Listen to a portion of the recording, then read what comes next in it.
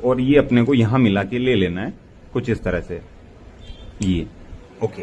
और इनको कुछ इस तरह से फिट करना है जैसा आप वीडियो में देख रहे हैं। इजीली इंस्टॉल हो जाएंगे ये, बिल्कुल इजीली।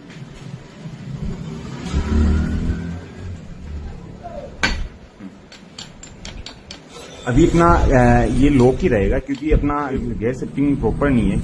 ये तो दोस्तों हो गया अपना चेंबर में गैर इंस्टॉल करना, लेकिन ये प्रॉपर हुआ कि नहीं इसका अपन कैसे चेक कर सकते हैं। तो दोस्तों कोई भी गाड़ी हो अपने को ये वाला जो गियर बिठाने के बाद दोनों गिरारियों का जो टॉप वाली गिरारियां है वो एकदम प्रॉपर होनी चाहिए, जैसा आप इसमें देख रहे हैं एकदम प्रॉपर है।